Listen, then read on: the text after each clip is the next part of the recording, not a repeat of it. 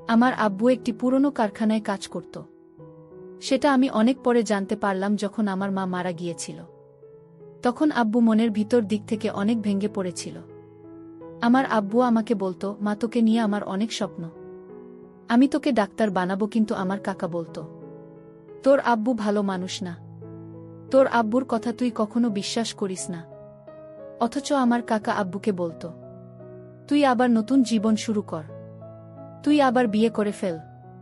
কিন্তু আমার আব্বু বলতো, আমি আর কখনো বিয়ে করব না, কারণ আমার একটি মেয়ে আছে, আর সেই মেয়েকে নিয়ে আমার অনেক স্বপ্ন, আমি তাকে ডাক্তার বানাতে চাই। আব্বু মাঝে মাঝে মায়ের জন্য কান্না করত। আমি আব্বুকে সান্ত্বনা দিয়ে বলতাম, আব্বু সৃষ্টিকর্তা যা করেন সব ভালোর জন্য করেন, তুমি আর কান্না করো না। আব্বু তখন বলতো, আমি তোকে লেখাপড়া করিয়ে অনেক বড় করতে চাই। তারপর আমার যখন এসএসসি পরীক্ষা সামনে এলো, তখন আব্বু আমাকে একটি শহরে নিয়ে যায়, কারণ আমার বাড়ি থেকে প্রায় 15 কিলোমিটার দূরে ছিল পরীক্ষার হল, তাই সেখান থেকে যাওয়া সম্ভব ছিল না। তাই আব্বু আমাকে আগে থেকেই ওই শহরে নিয়ে গিয়েছিল। তারপর আব্বু যখন আমাকে শহরে নিয়ে গেল, সেখানে আমাদের কোনো আত্মীয় স্বজন ছিল না, তাই থাকার জায়গা ছিল না। তাই আব্বু একটি হোটেল নিলেন। এর পরের দিন যখন আমি ঘুম থেকে উঠে পরীক্ষার জন্য প্রস্তুতি নিচ্ছিলাম, পরীক্ষা দিয়ে আসার পথে আমার এক আঙ্কেলের সাথে দেখা হয়। তিনি আমাকে ডেকে বললেন, তুমি উনার মেয়ে না? আমার আব্বুর নাম বললা। আমি তাকে বললাম, আপনি তাকে চেনেন? তখন সে আঙ্কেল বলল, তোমার আব্বুকে চিনব না কেন? তোমার আব্বু তো আমাদের সাথে কল কারখানায় কাজ করতেন, কিন্তু তোমার আব্বু অন্যরকম মানুষ ছিল। সে আঙ্কেল আমাকে বলল, তোমাকে একটা কথা বলি মা, তুমি কখনো তোমার আব্বুর সমস্ত কথা বিশ্বাস করবে না। তোমার আব্বুর বিষয়ে আমরা অনেক কিছুই জানি। যাই হোক, সে আঙ্কেলের কথা শুনে আমি কিছুটা অবাক হলাম। আমি যখন রুমে ফিরলাম, তখন দেখলাম আব্বু বারান্দায় বসে কান্না করছে। আমি জিজ্ঞেস করলাম, আব্বু তুমি কান্না করছো কেন? তখন আব্বু বলতো, তোর মায়ের কথা মনে পড়ে গেল। আমি আব্বুকে বললাম, আমি তো মরে যাইনি, আমি তো আছি, তুমি এভাবে ভেঙে পড়লে আমার কি হবে? তারপর সেদিন রাতে আব্বু বলল, আজ তুই আমার রুমে বসে লেখাপড়া করবি। তারপর আমি পড়তে পড়তে কখন যে ঘুমিয়ে গেলাম, কিছুই বলতে পারলাম না। তারপর আমি সকালে উঠে বুঝতে পারলাম সেই রাতে কি হয়েছিল। বন্ধুরা, মূল ঘটনাটি শুরু করার পূর্বে তোমাদের কাছে ছোট্ট একটা অনুরোধ, তোমরা যারা এখনও এই ভিডিওতে একটি লাইক করনি, তারা ভিডিওতে একটি লাইক করো এবং চ্যানেলটি সাবস্ক্রাইব করো। এবার মূল ঘটনাটি শুরু করি। আমার নাম পারুল। আমার জীবনের সবচেয়ে বড় শূন্যতা শুরু হয়েছিল যেদিন আমার মা মারা গেলেন। তখন আমার বয়স ছিল মাত্র 12। মা মারা যাওয়ার পর আমাদের ছোট্ট পরিবারে হঠাৎ করেই নিঃসঙ্গ হয়ে পড়ল। আব্বু চুপচাপ হয়ে গেলেন। প্রায় দিনরাত জানালার পাশে বসে থাকতেন, মাঝে মাঝে কান্না করত। আমি জানতাম তিনিও মনের ভিতরের দিক থেকে ভেঙে পড়েছেন। পাড়ার লোকজন এসে সান্ত্বনা দিতেন, কেউ কেউ পরামর্শ দিতেন নতুন করে জীবন গড়ার জন্য, আবার বিয়ের কথা বলতেন, কিন্তু আব্বু সবাইকে সাফ জানিয়ে দেন, আমি আর কখনো বিয়ে করব না। আমার একমাত্র মেয়ে পারুল আছে, আমি ওকে মানুষ করব, ওকে বড় ডাক্তার বানাবো। সেদিন থেকে আব্বুর একমাত্র লক্ষ্য হয়ে দাঁড়ায় আমার পড়ালেখা, আমার স্বপ্ন পূরণ। প্রতিদিন সকালে কাজের জন্য বেরিয়ে যেতেন, ফিরতেন রাত করে, ক্লান্ত হলেও মুখে হাসি থাকত। কিন্তু আমি লক্ষ্য করতাম আমার চোখের দিকে তাকিয়ে থাকতেন, আর কান্না গলায় বলতেন, তুই ঠিক তোর মায়ের মতো হয়েছিস। আমি আব্বুকে বলতাম, আব্বু তুমি এভাবে কান্না করো না, মা তো আর ফিরে আসবে না। আব্বু বলতো, আমি একা হয়ে গেছি মা। আমি আব্বুকে বলতাম, কে বলেছে তুমি একা? আমি তোমার একমাত্র মেয়ে, আমি তো আছি। আব্বু বলতো, তোর মা মারা গেছে অনেক বছর হয়ে গেছে, তাও ভুলতে পারছি না। তোকে দেখলেই আমার তোর মায়ের কথা মনে পড়ে যায়। কিন্তু আমার কাছে কেমন যেন মনে হতো, আব্বু কি মায়ের জন্য কান্নার অভিনয় করে নাকি? আমার পরীক্ষার দিনগুলো সামনে এগিয়ে আসছিল, আর আব্বুর ব্যস্ততা যেন বেড়ে যাচ্ছিল। প্রতিদিন রাতে আমার পাশে বসে বই খুলে দিতেন, বলতেন, এই মেয়েকে তো ডাক্তার হতেই হবে কি? আব্বুর কথা শুনে আমার খুব ভাল লাগত। ভাবতাম আমার আব্বু আমার জন্য কত কিছু ত্যাগ করেছে।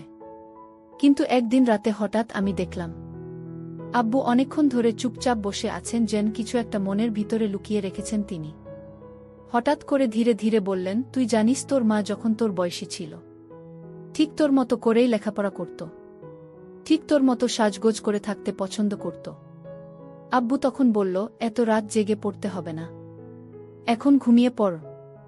আমি বললাম, আব্বু আমি পড়া শেষ করে ঘুমাবো, তুমি একটু আগে ঘুমিয়ে পড়ো, সকালে তো তোমার আবার কাজে যেতে হবে। আব্বু বলল, তুই আমার এত খেয়াল রাখিস। যেদিন আমি এসসি পরীক্ষার জন্য শহরে গেলাম তখন আব্বু যেন কেমন হয়ে গেল। প্রথম দিনেই আব্বু বললেন, পারুল তুই শহরে একা থাকবি না, আমি তোকে কোথাও একা যেতে দিতে পারি না, আমিও তোর সঙ্গে শহরে যাব। তারপর আব্বু আমার সঙ্গে শহরে এলো। আব্বুকে নিয়ে চলে আসার পর আমি এসএসসি পরীক্ষার জন্য প্রস্তুতি নিলাম। তারপর একদিন রাতে আমি গণিত পড়তে বসেছিলাম, কিন্তু আব্বু আমাকে ডাকলেন। আমি বললাম, আব্বু আমার রুমে আসো। তারপর আব্বু আমার রুমে এসে আমাকে বলল, পারুল আজ তোর মায়ের কথা খুব মনে পড়ছে। যখন মা বেঁচে ছিল তখন কিন্তু আমার মনে কোনো দুঃখ কষ্ট ছিল না, এখনো দুঃখ করি না, কারণ সৃষ্টিকর্তা যা করেন ভালোর জন্যই করেন, আর এখন তো তুই আছিস। আব্বু কথাগুলো বলছিল আর চোখে পানি ছিল, কিন্তু আমি আর কিছু বললাম না। সেদিনের পর থেকে আব্বুকে আমার ঠিক মনে হচ্ছিল না। কাকার কথাগুলো তখন আমার মনে বারবার আসছিল। তোর আব্বু তোকে ডাক্তার বানাবে না পারুল, তোর আব্বু আসলেই ভালো মানুষ না। আমি রাতে চুপচাপ আমার রুমে বসেছিলাম, সারাদিনটা আব্বুর কথা চিন্তা করছিলাম। কাকার কথাগুলো যেন আমার মাথায় ঘুরছিল। তোর আব্বু তোকে ডাক্তার বানাবে না। তখন আমি ঠিক করলাম আব্বুর বিষয়ে একটু খোঁজ নেওয়া দরকার। কিন্তু আমি জানতাম যদি আব্বু জানে যে আমি কিছু খোঁজ নিতে যাচ্ছি তবে সে রেগে যাবে। তাই একদিন যখন আব্বু রুমের বাইরে গিয়েছিল, আমি তার রুমের দিকে যাচ্ছিলাম একটু দূর থেকে। আমি জানি এটা ঠিক নয়, কিন্তু আমি তখন কেবল মনের ভিতরে একটা ভয় পাচ্ছিলাম। রুমের দরজা খোলা ছিল এবং আমি আব্বুর রুমের ভেতরে ঢুকলাম। কেমন যেন অস্বস্তি হয়েছিল। রুমে যেন কিছু একটু অদ্ভুত ছিল, কেমন একটা গন্ধ ছড়াচ্ছিল। আমি অবাক হয়ে খাটের নিচে একটা পুরনো ছবি দেখতে পেলাম। ছবিটি ছিল পুরনো, কিছুটা মলিন, এবং তা ছিল আমার মায়ের এবং আমার। আমি তো অবাক, কেন আব্বুর রুমে আমার মায়ের ও আমার ছবি রাখা ছিল কেন? তারপর আবার লুকিয়ে রেখেছিল। আমি কোনোদিন মায়ের ছবি দেখিনি, এই প্রথম দেখলাম। তারপর হঠাৎ করেই মনে পড়ল কাকার কথা। তোর আব্বুর আসল রূপ জানলে তো অবাক হয়ে যাবি। আমি ছবিটি হাতে নিয়ে কান্না করেছিলাম। চোখের সামনে মায়ের পুরনো ছবি। আব্বু কেন এই ছবি এখানে রেখেছে?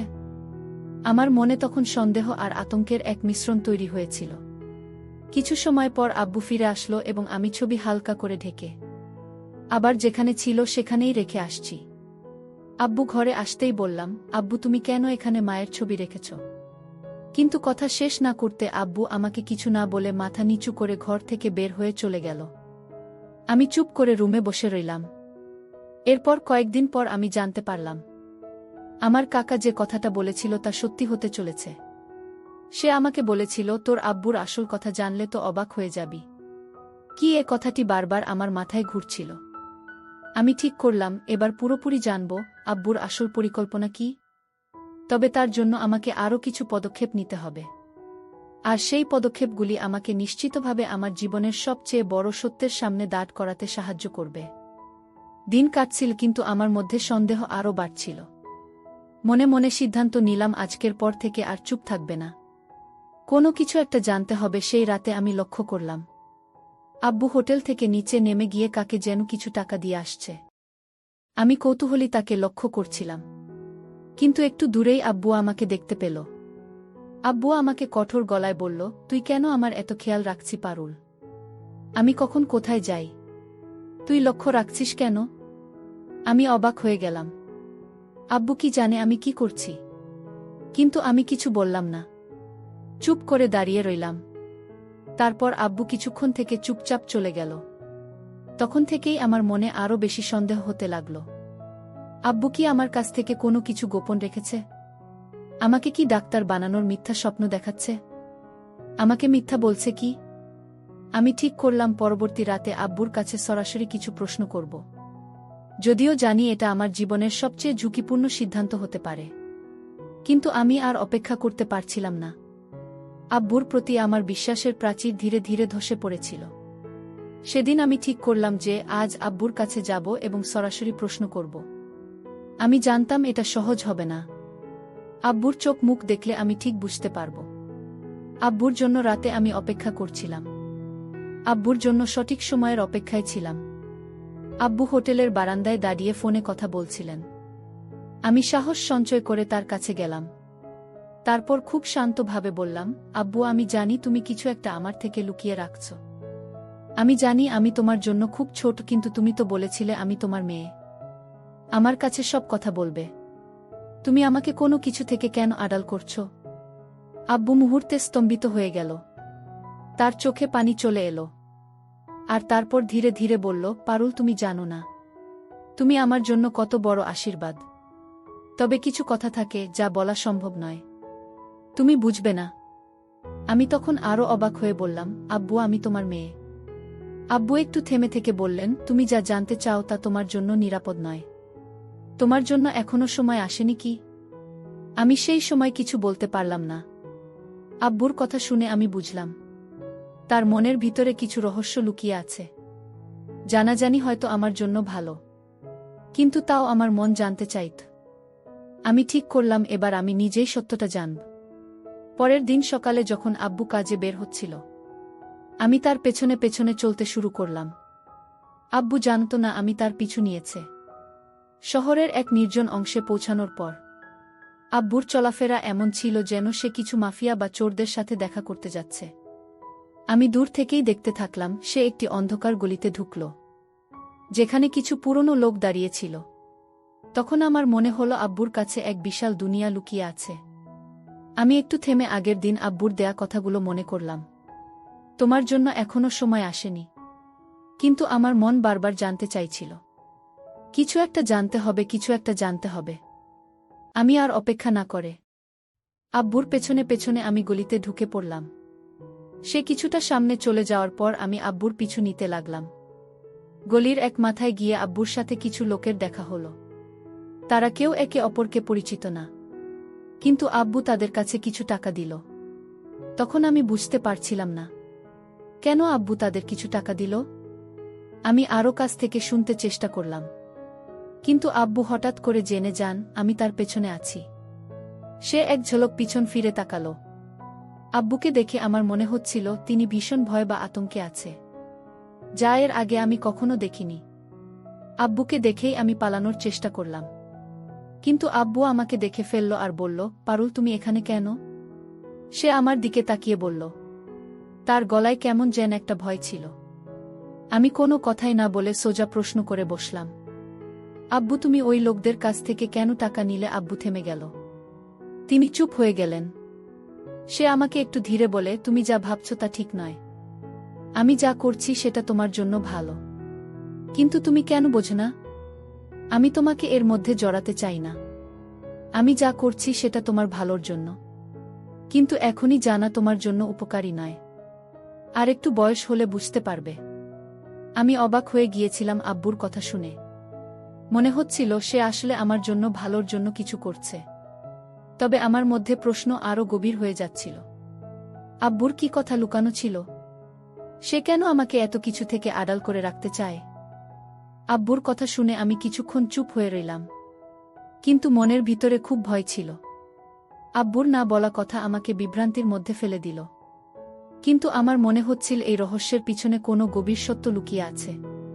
সেই রাতে যখন আব্বু ঘুমিয়ে পড়ল, আমি তার ব্যাগ চেক করার সিদ্ধান্ত নিলাম। ব্যাগটা টেবিলের উপর রেখেছিল এবং আমি সেই ব্যাগটা খুললাম।